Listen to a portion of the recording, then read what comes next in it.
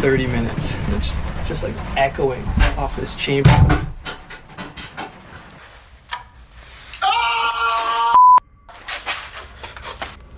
Oh God. Oh shit. Venturing into abandoned buildings alone can be terrifying. But what happens when you encounter someone, or something, you'd rather never meet? Like this first encounter, shared by the channel URBEXHILL. Burbeck's Hill is run by Chris, an explorer drawn to the forgotten corners of history before they vanish completely. In this video, he ventures into St. Vincent Hospital in Cleveland. Though the structure standing here was built in 1965, the hospital's story stretches back over 160 years. Once the first general hospital in the city, it served the poor and the sick for generations before decline, and the weight of time led to its end. And by the time Chris arrives, demolition has already begun, leaving behind a building caught between memory and erasure.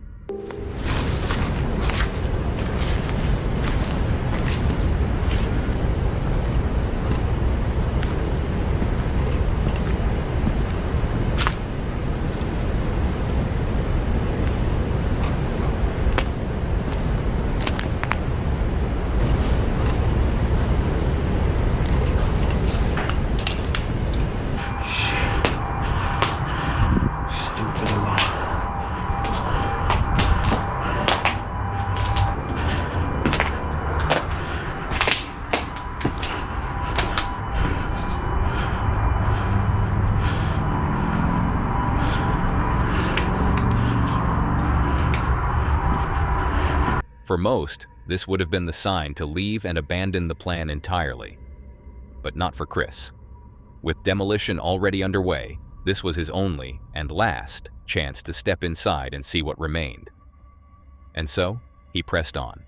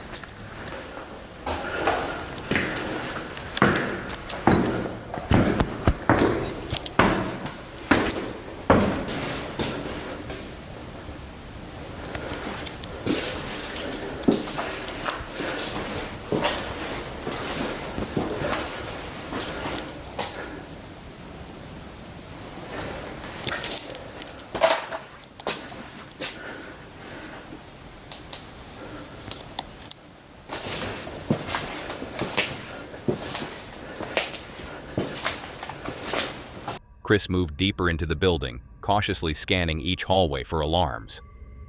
So far, everything had gone according to plan, and he was more than satisfied to find the place frozen in its own decay. Belongings left behind as though time had simply stopped. Food sat rotting where it was abandoned, water pooled in flooded passages, and corridors that had once carried urgency now lay heavy with stillness. But just as the silence began to feel almost secure, a reminder came that he might not be as alone here as he thought.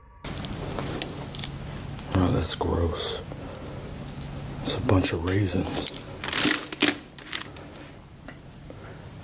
Tons of food left behind.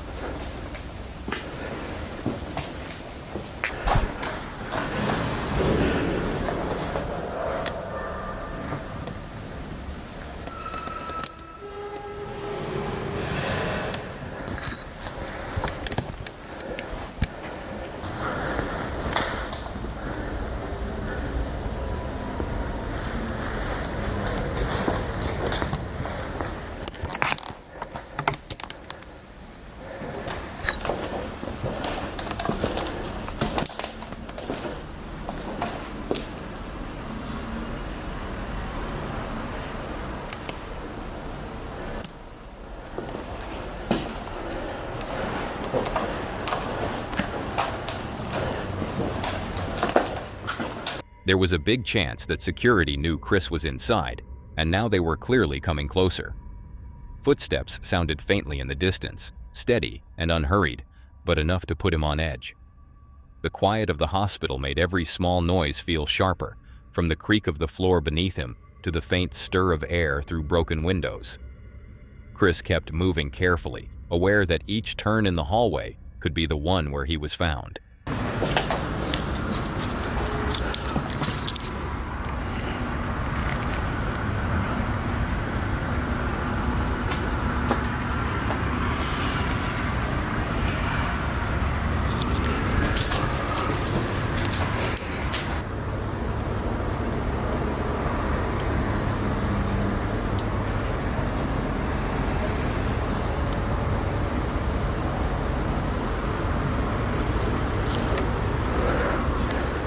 Shit, the security guard. Fuck.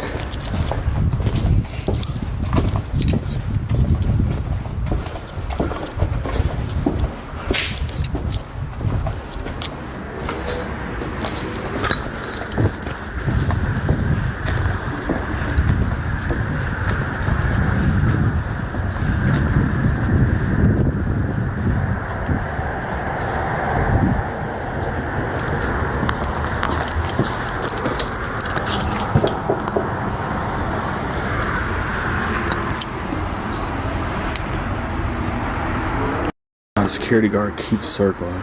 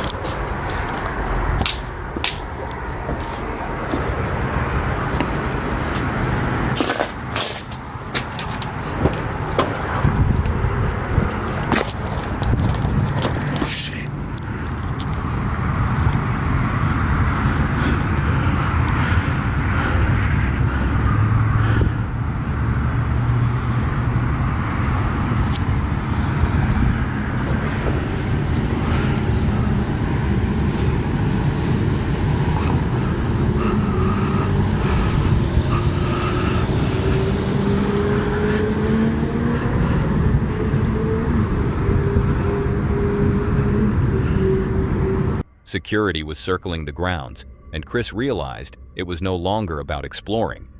He now had to find a way out without being noticed. The hospital that moments ago felt abandoned now seemed alive with the pressure of getting caught. Security definitely saw me. Shit.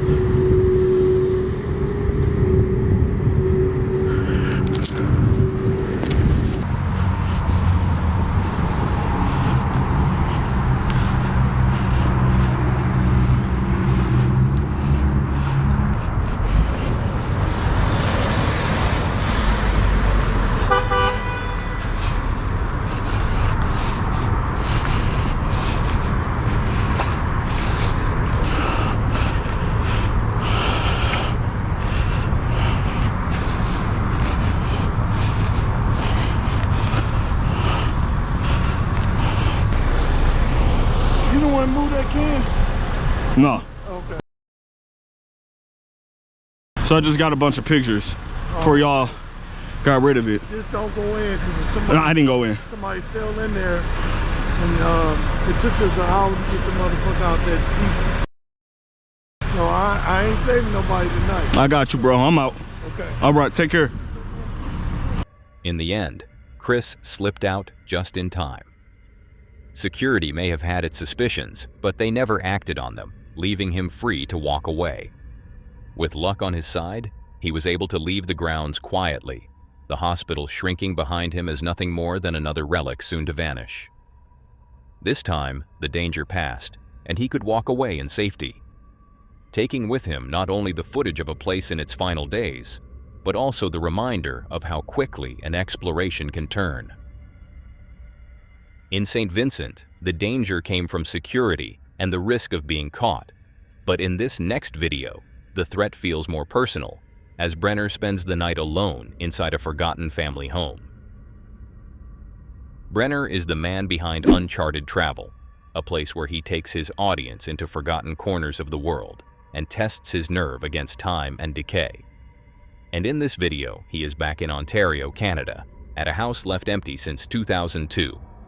Once a family home with a complicated history, it now sits crumbling along a quiet back road, holding more questions than answers. Brenner's plan is simple and risky. Explore the property alone, then set up camp inside one of its rooms and spend the night. It's gonna be an interesting night, that's for sure. Let's see if I can pull this one off.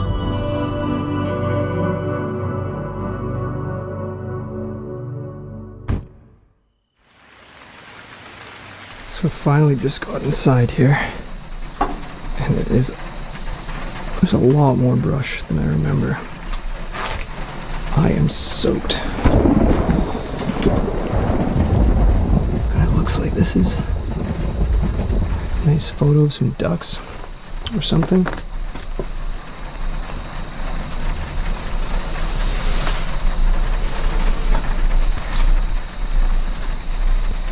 Hello? Hello?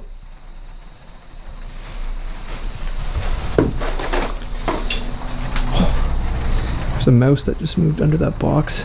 It startled me. And there's, I think, a photo of the mother or one of the daughters. The exterior feels both ordinary and ominous, like a place frozen mid-story. Photographs, cassettes, and everyday objects are scattered inside, each hinting at a life once lived but never fully explained. Small movements, a mouse darting under a box, the creak of a loose board, become jolts of awareness in the silence. With the rain pressing against the walls and windows, it became difficult to tell whether the sounds belonged to the storm outside or to something moving within the house itself. But still, he pressed on. Who the family members that lived here were and exactly what they did. For sure we know that there was a mother, a father, and then there was supposedly 4 siblings. The father died at an early age, and the mother lived on to be about 104. And she raised 2 sons, Arthur and Gordon, and 2 daughters. I believe one of them was named... This must have been photos of the family, perhaps. Here's another letter from the news telecaster. Dear Gordon, thank you for your kind letter of June 9th. I really appreciated it. This was 1976.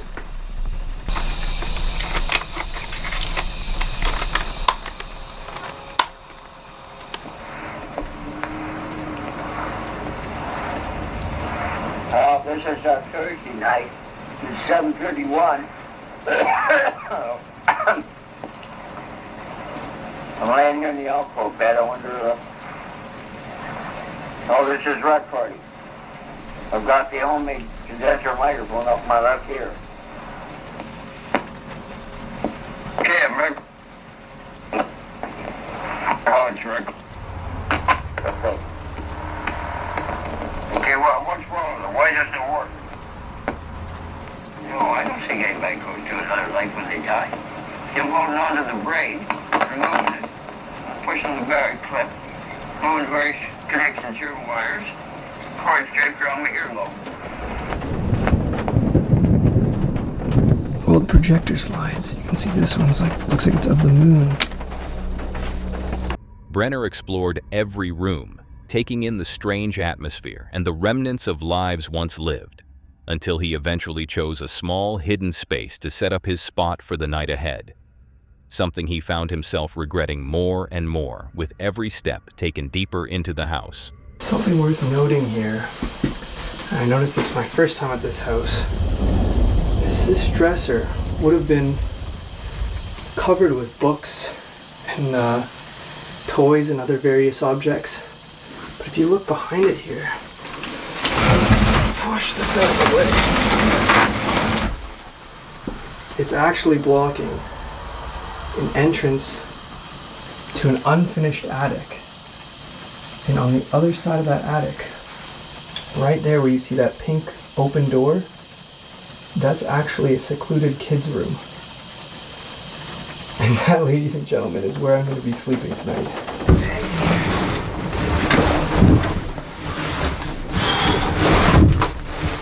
Oh, this is cozy.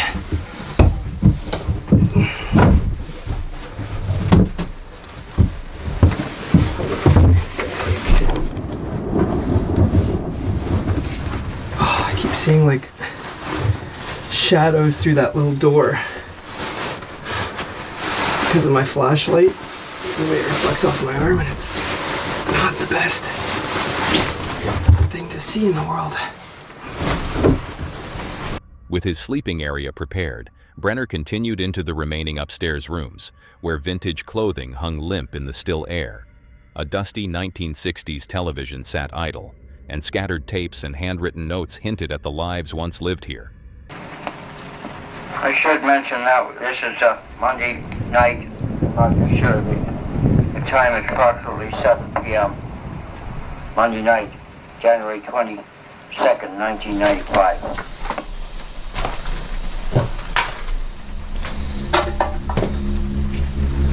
Moving into the next room here. Oh wow. Yeah, there's vintage clothing and dresses.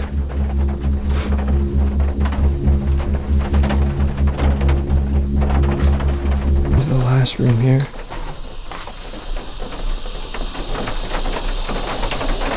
There's just a couple chairs and it looks like a lot of letters here.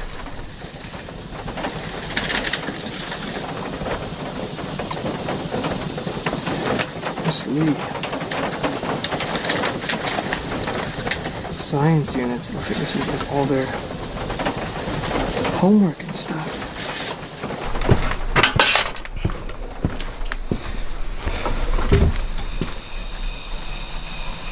There's some kind of animal wailing outside.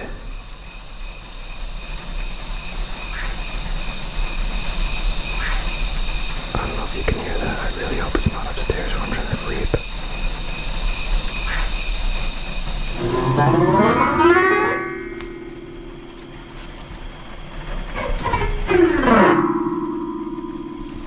This looks like it would have been.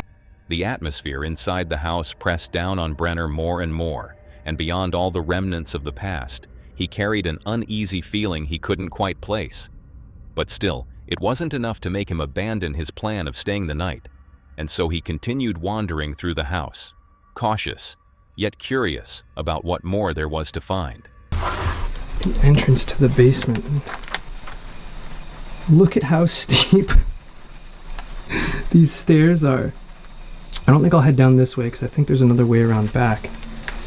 These steps don't look the most stable. Looks like they collapsed over the years. I hope we'll be able to get down here because it looks buried. Oh.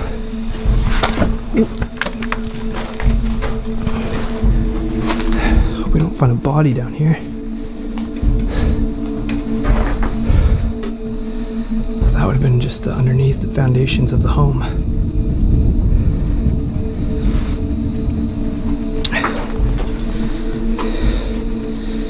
It looks fairly empty, which is a disappointment. Oh my god, there's something living in that pipe.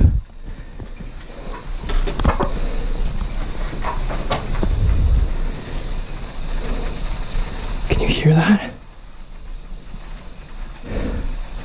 Oh my god. I was just packing up my headphones. The pipes just began to shake and it's like something was scurrying around in there. Alright. Let's get out of here.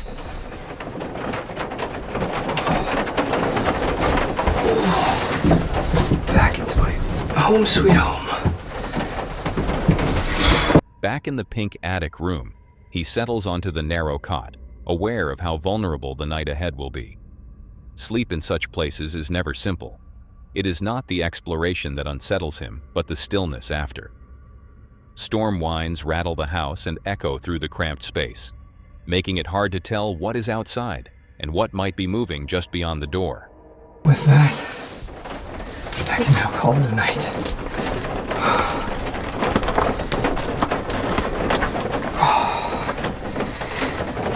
I just hope I don't need to jump up in the middle of the night. I might crank my head off this probably like 2-foot high ceiling. Despite the fact that a little girl slept in this room and was probably mortified by her confined living quarters, it's actually a pretty comfortable place to sleep. I'd say this is probably the most comfortable bed we've seen on Alone yet. And good back support. Just hope I don't roll over too much or I might fall off the cot here. Yeah, anyways, I think I've done enough for tonight. I'm exhausted. And I'll see you guys in the morning. Exhaustion weighed heavily on Brenner, and he had no doubt that sleep would come easily here. But as the night wore on, it proved to be far more difficult than he had imagined, because things were about to get only worse. I don't know if it's just the storm, because it's picked up a lot. I don't know if you can hear. But there's like a loud banging sound downstairs. I don't know if a draft got in or not, but I might have to go check it out. I don't know. It's really hard to sleep in this house. I keep hearing something running around out here. Each time I take a look, there's nothing. I don't know what it is. It sounds like it's scurrying.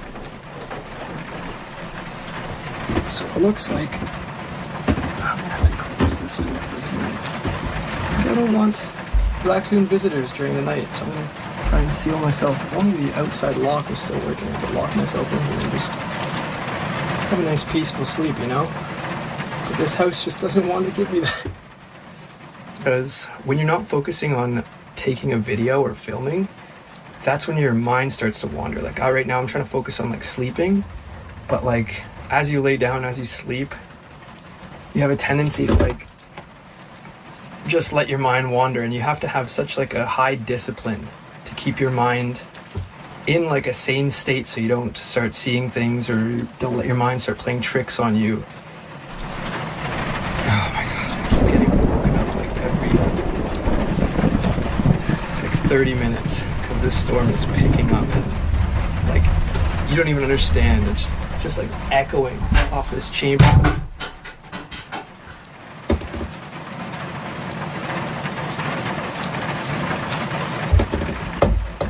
Oh my god, you guys can't see this right now. As if the unease he carried wasn't already enough, a sudden bang shattered the silence, echoing through the dark house. Heart racing, Brenner strains to catch any sign of movement before forcing himself to step toward the noise, uncertain whether he was about to confront something ordinary or something far worse. Turn this camera around. I hope that wasn't a person.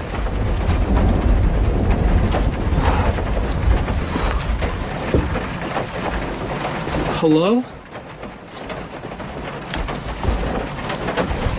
What? Okay, so this was that bang you just heard.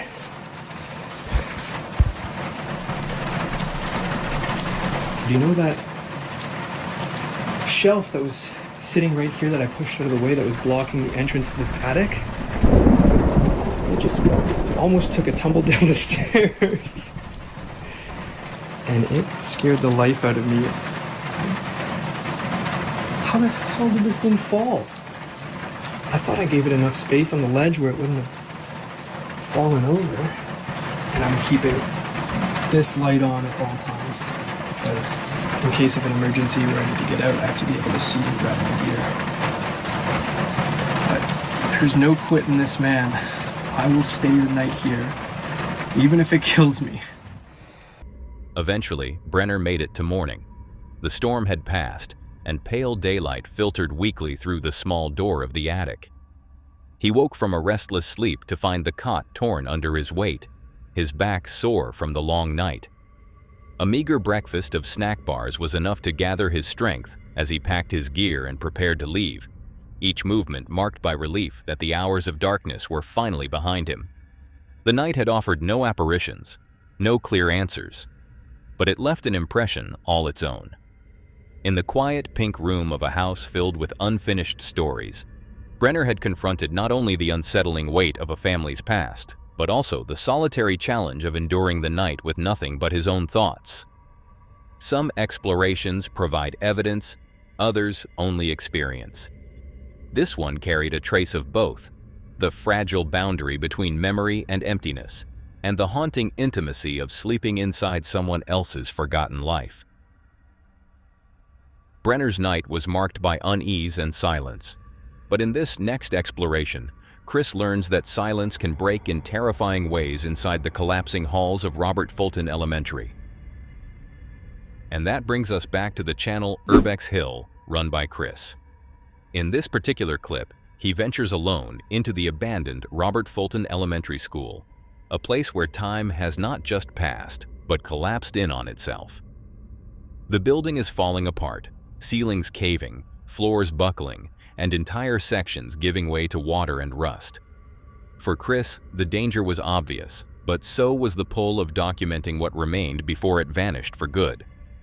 What he didn't yet realize was that the real threat would not come from the decay around him, but from the living.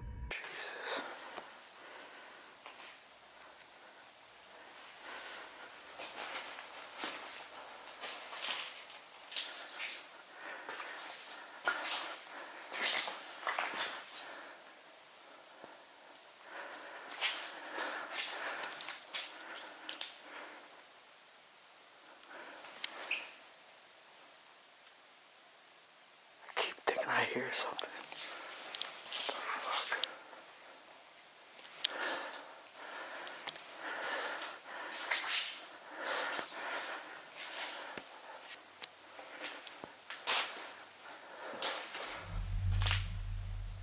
What is that noise?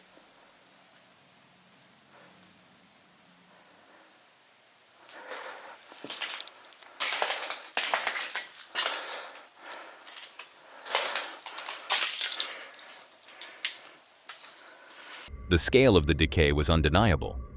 Only a decade earlier, these halls had echoed with children's voices, but now the classrooms stood silent and gutted, stripped of life and left to collapse.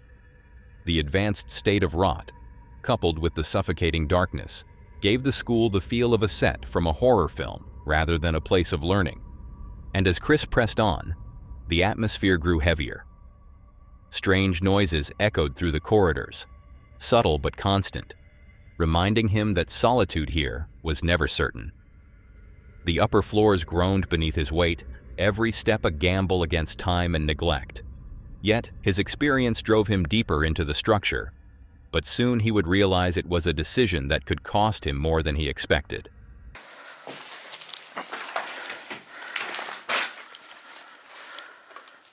That would be nuts if it started working.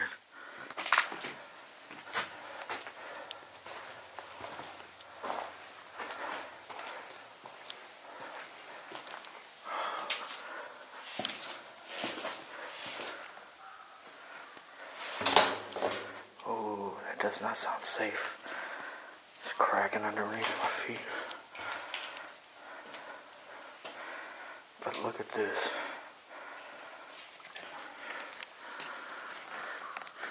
Wow. Look how deep that water is.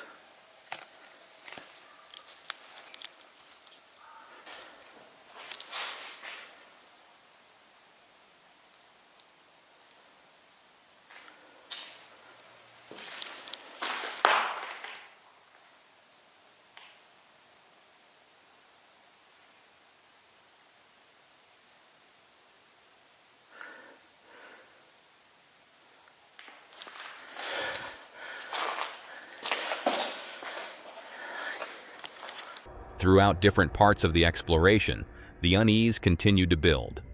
Certain areas felt heavier than others, with small details, a sound here, a sudden shift there, reminding Chris just how unstable and unpredictable the building had become. Each moment added to the tension, carrying the sense that something could happen at any time.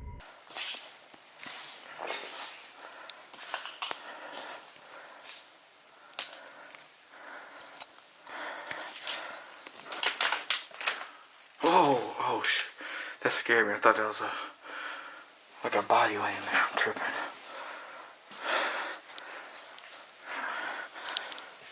Now I'm all jittery.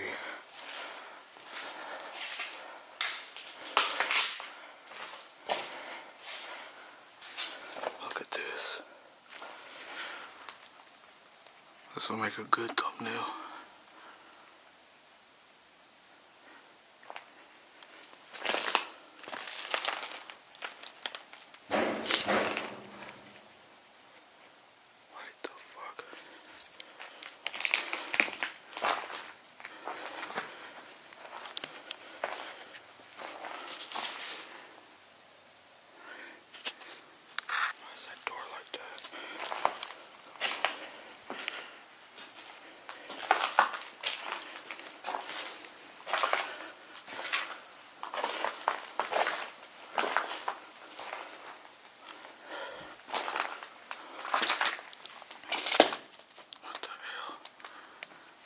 Somebody's in there.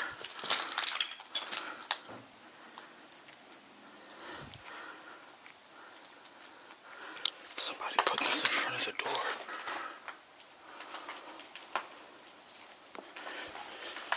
What the fuck?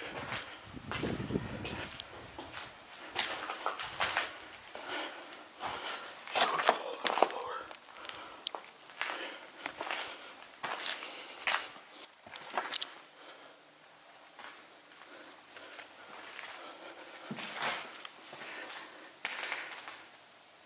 Somebody's in there.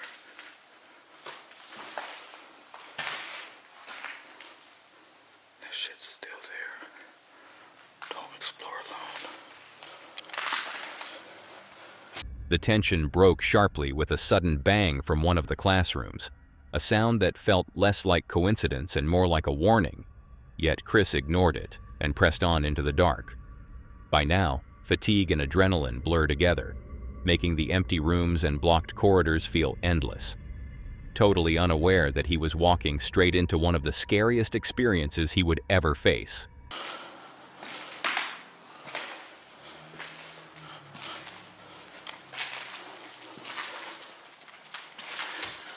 Keep out.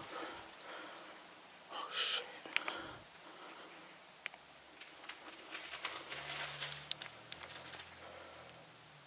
I bet somebody lives in here.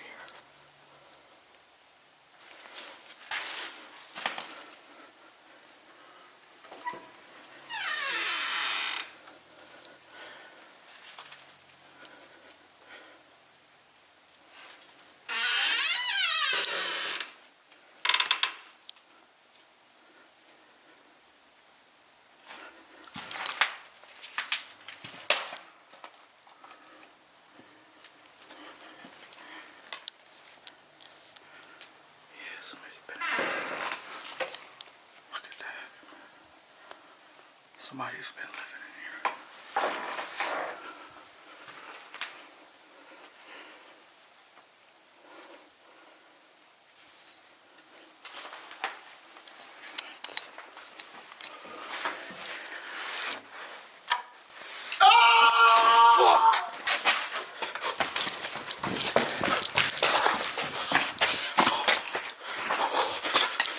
Somebody's in there.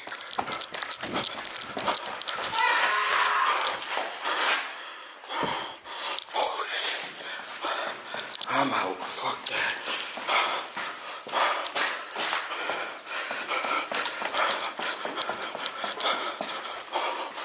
Holy fuck. Oh shit. I don't know if he's chasing me, but fuck this. Oh fuck. That scared the fuck out of me.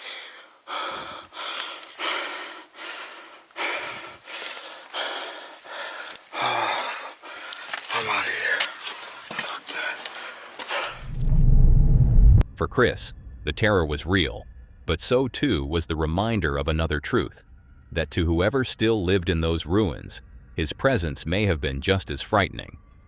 Encounters like these carry the risk of turning dangerous in an instant. Chris made it out unharmed, but deeply shaken. But the story wasn't over yet. While reviewing his footage, Chris discovered something he wished he had noticed the moment it was captured, because if he had, that night would have ended very differently. Take a look.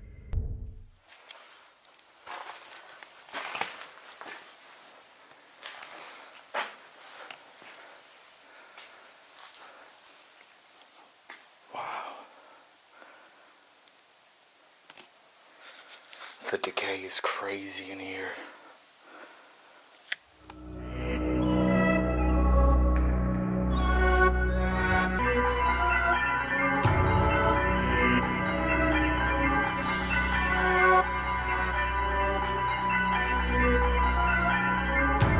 For Chris, this night stood out as one of the scariest experiences of his entire exploration career, a moment that tested not only his courage but also his instincts. The echoes, the bang, the scream, each left a mark. But what lingered most was the realization of how quickly the line between abandoned and occupied can blur. In the end, it served as more than just a frightening memory. It was a reminder to always stay aware of your surroundings, to never let your guard down, because you can never truly know who or what might be watching from the dark. At Robert Fulton, the fear came from not knowing who else might be inside. But in this next video, that question is answered clearly, as Brenner and his friends walk straight into a strip where people are seemingly still living among the ruins.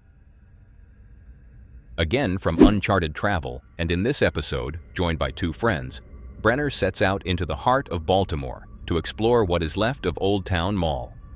Once envisioned as a vibrant outdoor shopping strip, the pedestrian mall was built around buildings that had already stood for nearly 2 centuries. But the years have not been kind. Today, the strip is littered with shuttered storefronts, crumbling facades, and empty promises of redevelopment. Its reputation tied as much to crime and homelessness as it is to the elegance of its original architecture. And with trails of abandonment throughout the strip, the location soon became a hotspot for the homeless, some narcotic enthusiasts, gangs, leading to all sorts of criminal activities, including actually a few fatal shootings, making it one of the most dangerous malls in America. What once was a unique and elegant shopping center is now branded as a rough patch of Baltimore that many of the locals actually try to avoid. Even Dan was, I don't want to say agitated, but he seemed a bit on edge, which is really out of character for him because, especially during our urban exploration or all the urban exploration I've done with him, he's always been really gung-ho and had a very headstrong attitude towards the whole thing. I mean, Crazy. this is like something out of The Last of Us. The 2 white peeps. I don't see anybody. Oh, maybe they're not people. No, I saw people walking around up there. I think I saw them in that building. Could we get out and walk around? Yeah. I mean, we saw a bunch of people in this area, but this is so cool, and it's all abandoned on the street, right, Dan? There's a couple businesses still left, but... Is there really? Is that a personal care? The contrast is immediate.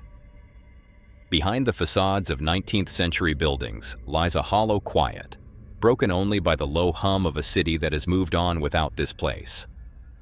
What was once a promising commercial hub faltered in the decades following the riots of 1968, when looting and destruction drove out many of the businesses.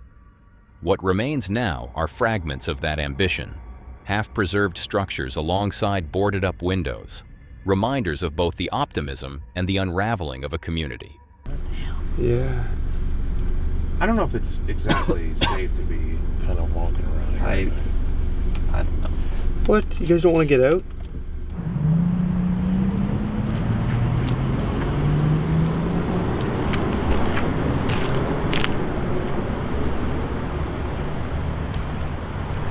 They did. Somebody in there? Oh, there's somebody sleeping in there, Dan. Where? That lump. He just looked up. Oh, sorry, man.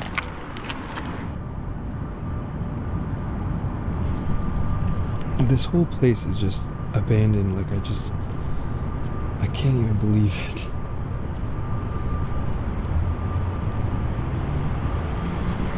One of the first discoveries is an encounter with a homeless man, asleep inside one of the abandoned stores. For a moment, it is startling, but he means no harm and quietly accepts their apology. The brief exchange is enough to set the tone for what lies ahead. An exploration where the dangers are less about the buildings themselves and more about the lives that still move quietly within them. Giant stone pillars.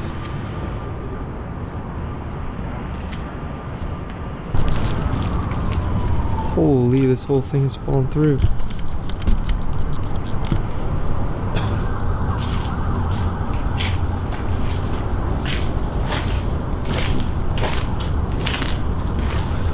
Oh my god.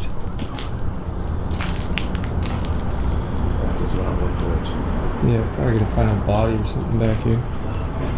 Look at the foliage, how it's just coming up over here. Yeah, people are doing drugs there. Yeah, in all caps. Yeah, careful you don't step on needles or anything, guys. Do you see the little glass thing there? Yeah. That's what the heroin comes in. Looks like a lady was back here doing drugs. Looks like it might still be in there. Right there. That one. The first one? Yeah. But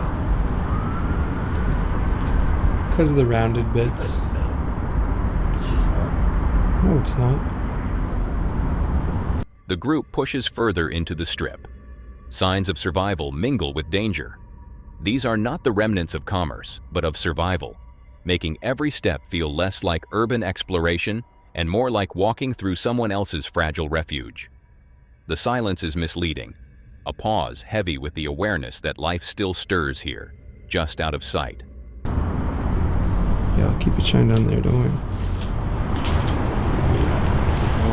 Where do you think the trail leads to? I think it's... Probably a homeless camp? Yeah. Yeah, I don't want to go in there. Yeah. We'll disturb people's sleep. Yeah, let's let them sleep.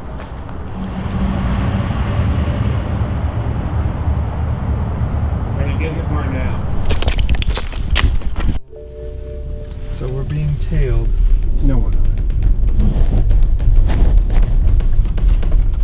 Dan's just zipping out of here. What do you think? Well, if they turn our way, then it'll be good.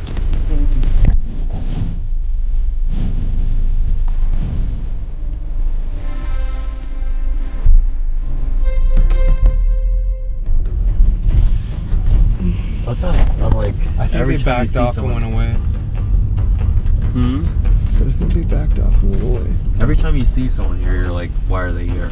Yeah, Like, I mean, what purpose could you possibly have for being down here? yeah, that's what I'm saying. But like, I didn't like how they stopped like that because that's like a planning stage. Yeah. See what they're doing. Over the grass. Oh, they're backing I out. don't know. It's just this guy looking at us. I don't know what he's looking at. He's trying to back up into us. Alright.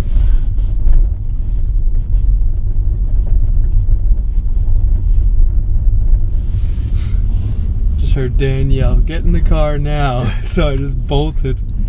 And yeah, that was a bit of a sketchy encounter. Yeah, What is he doing? it's like the Watch out, what Dan? After that encounter, the group decided it was too dangerous to continue on foot, choosing instead to finish the exploration from the safety of their car with a single pass through the strip before heading home. Old Town Mall has offered no ghosts, no myths of the supernatural, but something far more tangible. The stark reminder of how history, neglect, and human struggle can reshape a place. For Brenner and his friends, the night ends not with dramatic evidence, but with an impression of unease, one born of a place where the past is visible in every brick, yet the present is what makes it dangerous. And so the question remains, when a place feels unsettling, is it because of the history that haunts its walls, or because of the lives that still linger in its shadows? Old Town Mall carried danger rooted in the present, but in this next video, the past itself is what makes the place so haunting, as Josh explores the infamous Pennhurst Asylum.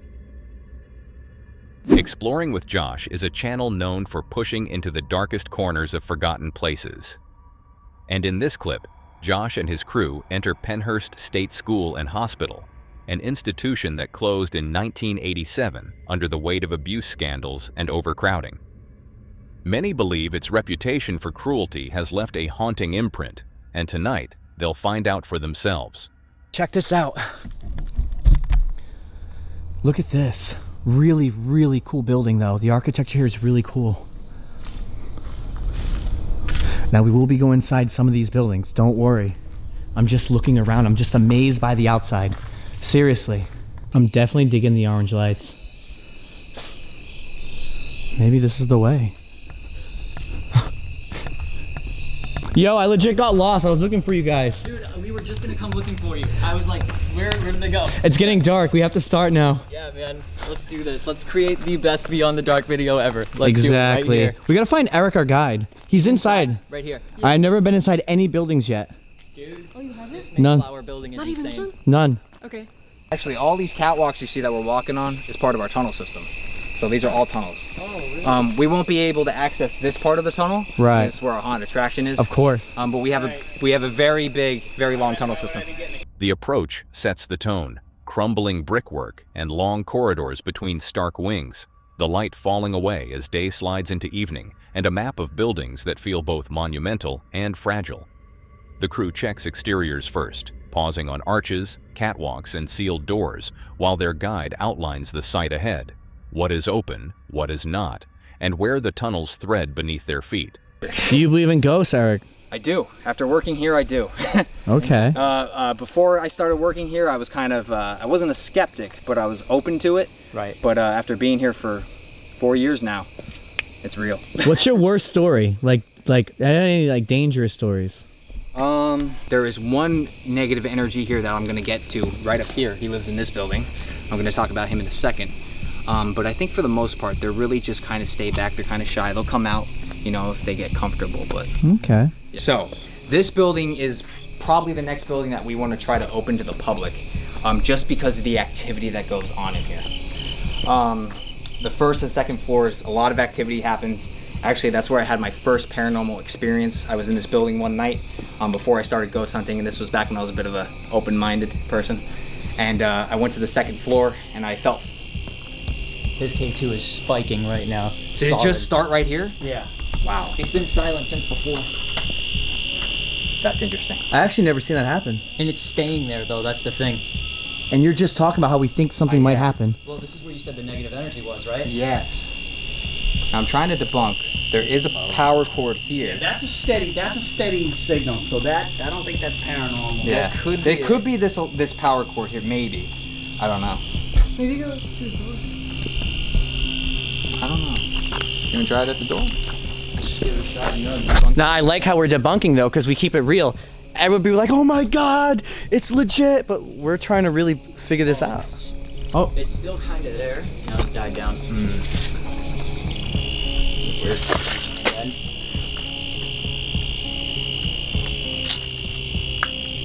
Is there electricity to this building? Nope, no electricity. This is the knockback door, is it not? It is. At the Quaker building, the atmosphere tightens. Meters flicker, hold, then fade, and the group methodically checks for explanations, tracing wires with their lights, stepping back from walls, emptying their pockets of phones. Nothing accounts for the signals. For them, it's a promising sign that the night ahead may hold more than just decay. And so, after completing the walk around the grounds and hearing some of the history tied to these buildings, it was finally time to step inside and begin the real exploration. As a group, and then one at a time. I remember us looking through the window. First, After you. After you. Let's see what happens. After this though, it's every man for himself. Alright guys, so I'll see you in a little bit. Good luck. Alright, let's go. Uh-oh. There's not even a batch on it. Yeah. Building T, yeah. Wow. If you start talking to him and trying to get him out, especially if you say his name, I'm not gonna say his name, this will just become like an air conditioner, and it just gets so freaking cold here.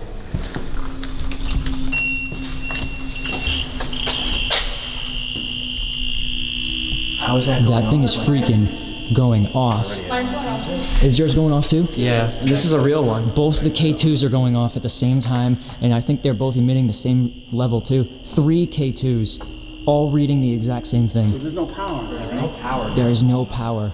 That's crazy. It's only at the door.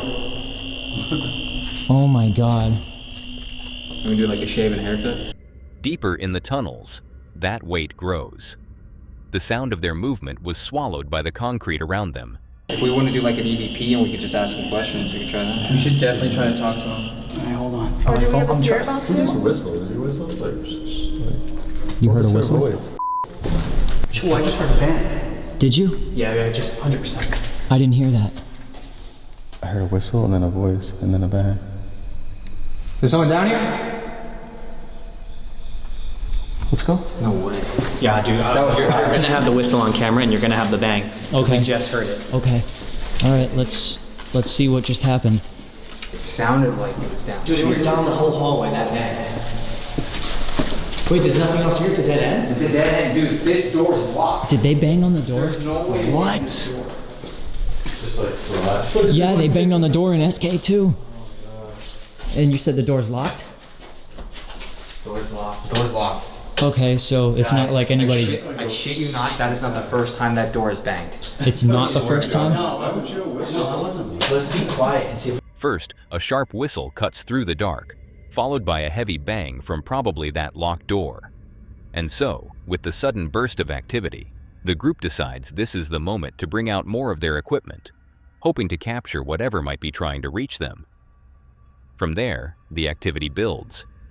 Names begin to come through the devices with unsettling clarity, as if someone unseen has joined the group.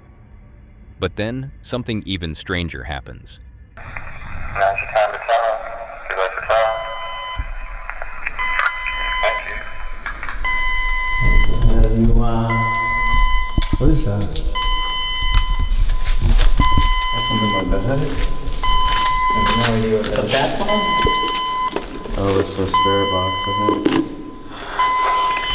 Yeah, it's a spirit box. Why did it just go off by itself? It just turned I on. don't know. Yeah. That was crazy.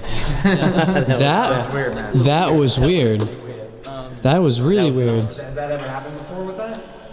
Yeah. There's an alarm on it, but. Oh, maybe the alarm set. John. John, right out of the gate. Oh, dude. Is this a sign? What the hell? Maybe. Try not. It's cold as hell though. I want to keep my hand there because. Oh, you scared the shit out of me. No. Dude, Sorry, man. dude, he was standing like right here. I couldn't see your hand. It scared the shit out of me. Oh my God. Can you finish this for me if you're on the other side?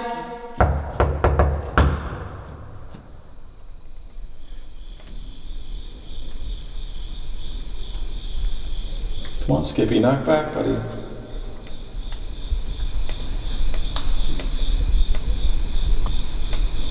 Either way, the movement and the whistle that got us to even get to Skippy's door was 100% legit. Absolutely. Then some of the EVPs we got, the EMF, KMF meter, there's something definitely down here. So we're gonna now head to Devin's place, which is the cool, huge building, looks like a school. We're gonna try to wing some stuff there. The night's still young. I mean, we're gonna keep recording all night. I mean, it's gonna be crazy. We're on a big adventure right now. Yep. Let's do it. Although after that burst of activity not much else follows, the group stays positive and excited as they head to one of the other buildings, more than curious about what the rest of the night will bring. There, they begin once again to reach out, calling into the silence and waiting for any sign that something lingers within these walls. For a long stretch, nothing occurs, until suddenly,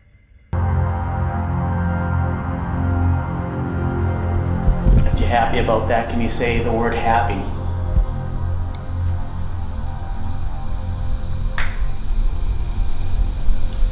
Or if you're sad about it, can you say the word sad into that red light?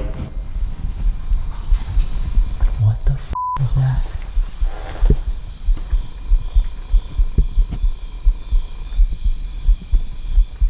Did we just hear you? Down that back hall in front of me?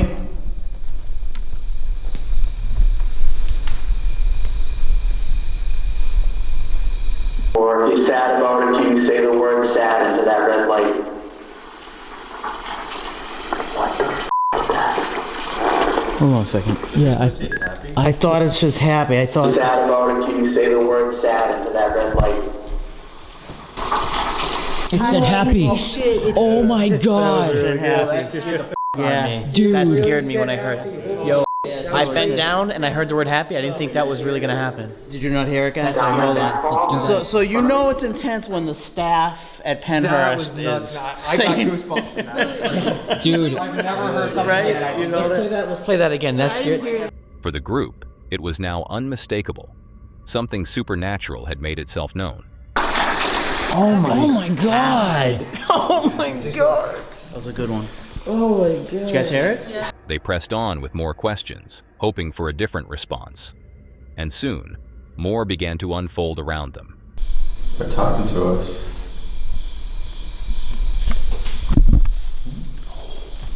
Come back here.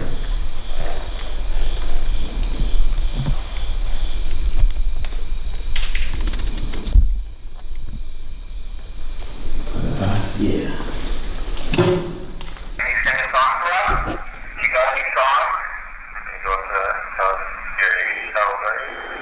Spirit box is going on. That's weird as shit. Dude, what if that really is a sign? That can't be a coincidence that that's happened so twice. we gotta turn it on and What see. if they really Yeah. know that that's what they want to use to talk to us? Yeah. I want to know what they said. We can play that back. We need to play that because something turned it back on. And then we just move on. Are you still here?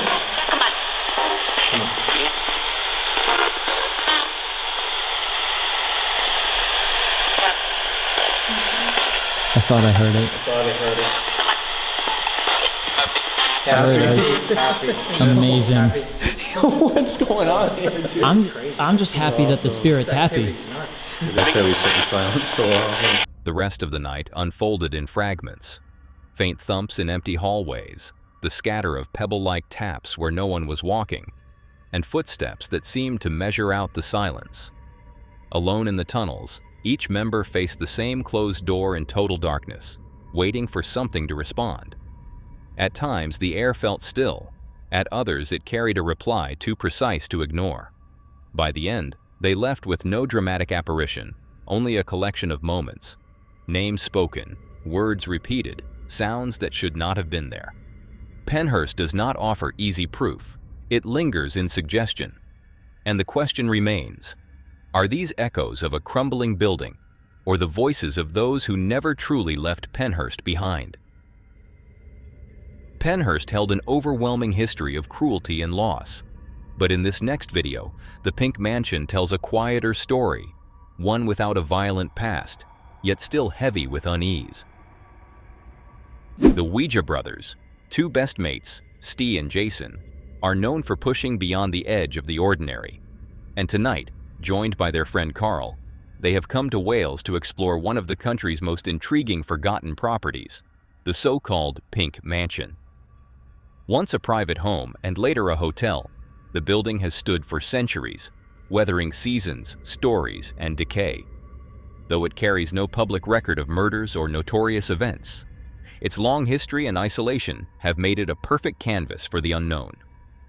As snow carpets the grounds in late March, the trio prepare to step inside, curious about what might linger within these walls.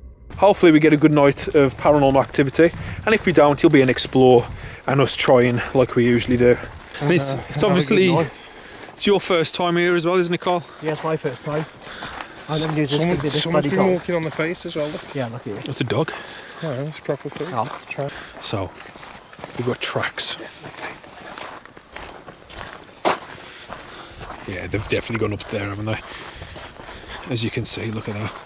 As they approach the property, the atmosphere is immediately striking. Tracks and footprints suggest that others may have passed through recently, yet the stillness surrounding the mansion tells a different story. Despite the unease, the group remains eager, their anticipation growing as they prepare to step inside and begin the exploration ahead. We're going to start the investigation in the massive hall. It's very, very grand.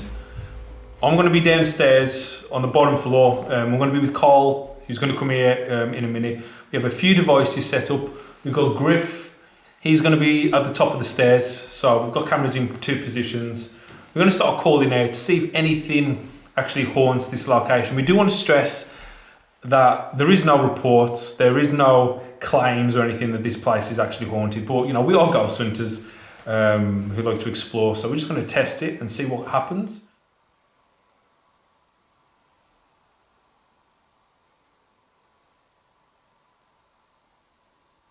Inside, the first impression is one of scale.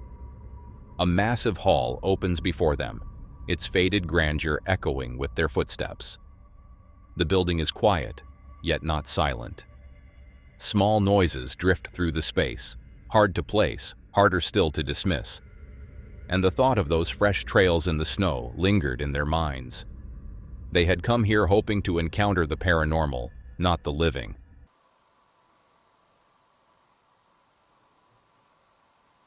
Hello?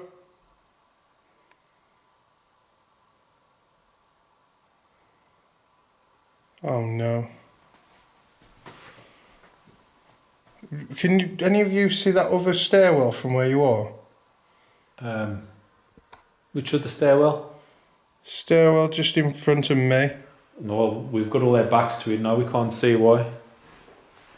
I don't know if it was the window or some dust. But you'll have to check the camera to see if there's a light that passes. Yeah, he'd be down this way, wouldn't he? What the fuck was that? Hear that, Jace? What? Something like got thrown? Fucking that's getting shown.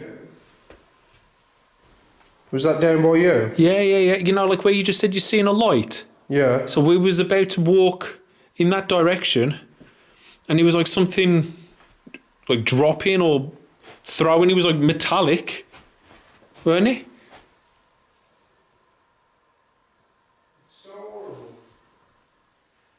That was thrown, wasn't it? It was loud. It didn't seem it just fell. Well, they had you in complete shot. I wasn't expecting it.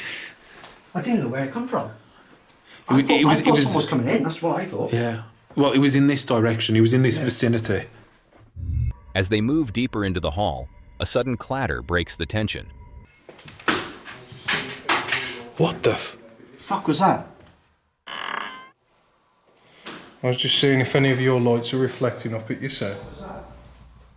It sounds metallic, deliberate, and lands somewhere just out of sight. Decay can explain much in buildings like this, but not everything. The moment sharpens their senses. They pause, scanning shadows, wondering if something unseen has just made itself known. Maybe like a stone. I mean, there is a bit of decay, so we can't rule out possible decay falling from the ceiling. But that was quite like on force. It sounds like, you know, like a disc, you know, like a CD. Yeah. Like that hitting the floor, that kind of thing. The team decided to switch off their lights and stand in complete darkness to see if something would happen. Time drags as they wait, the long journey for even a single sign settling on their shoulders. But besides some words coming out of their devices, they are only met with silence. Oh, it's horrible. And it's fucking huge as well. It's horrible still. I'll just go down first, yeah? Yeah, you go down, do what you need to do, mate. It's freezing here, though. Cold, eh? I'm gonna set up this camera somewhere else then. Okay.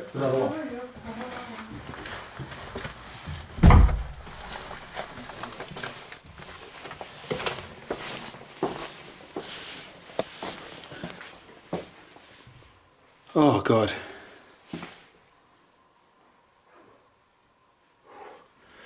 Well, it is a bit creepy. Just being careful. I don't want no rodent to come at me. Okay, I've come down into the basement. I'm all on my own. Griff and Carl have gone elsewhere into the building. It's pretty big down here. It's pretty creepy. I'm thinking if I should go into night vision, into the dark. Probably will. Probably will. But it is eerie. Okay, I'm in the dark. It's quite creepy, but it is fun.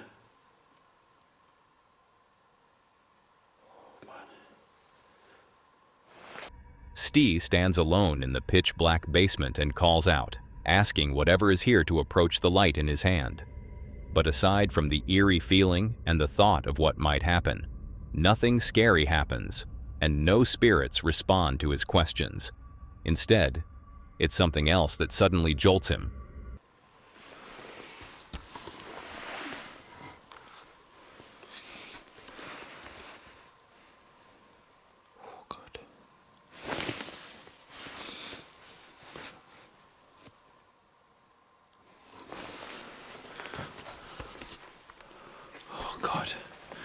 Oh shit! Oh, just my phone falling in my pocket. Just my phone. Oh god, that was horrible.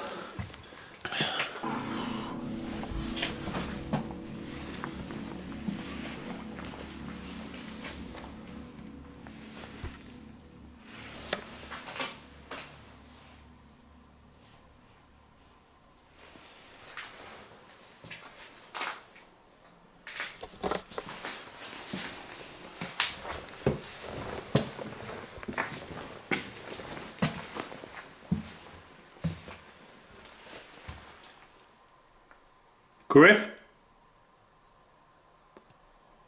Mother.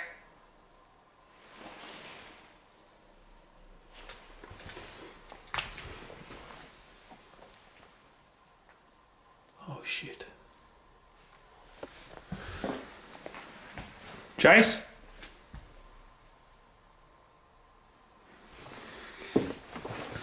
Oh man, I'm all on my own.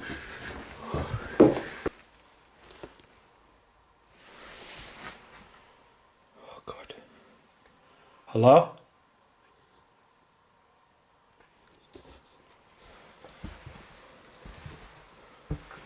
I don't actually know where any of them are.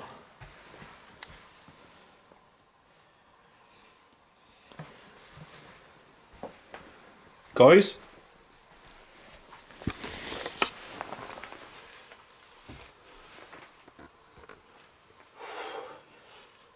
You know, when... Back upstairs, the sense of isolation deepens. Being separated from the others in a building like this, and not knowing where they are, sharpens every sound and shadow into potential threat. Even without definitive evidence of the paranormal, the environment itself feels dangerous. Hidden stairwells, weak floors, and the knowledge that no one truly knows who might be here. When I at least know where people are, it's not too bad. But being in these abandoned places on your own, in the dark, where you don't know who anyone is, it's pretty dangerous, to be honest.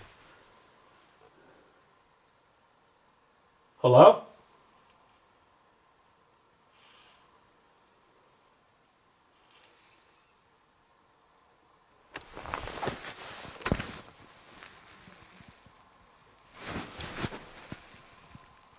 Goodbye.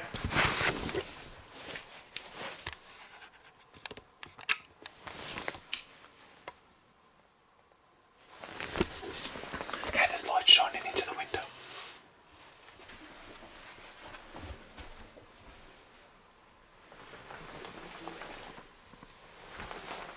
Okay, there's light shining into the window.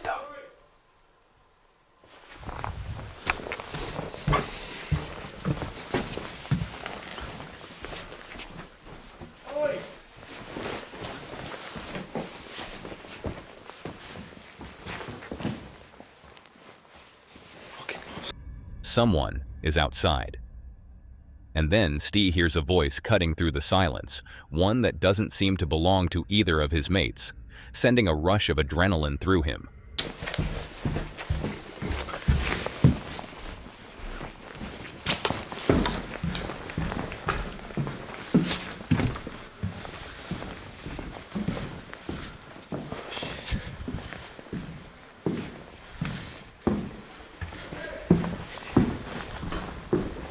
Yeah? Yeah?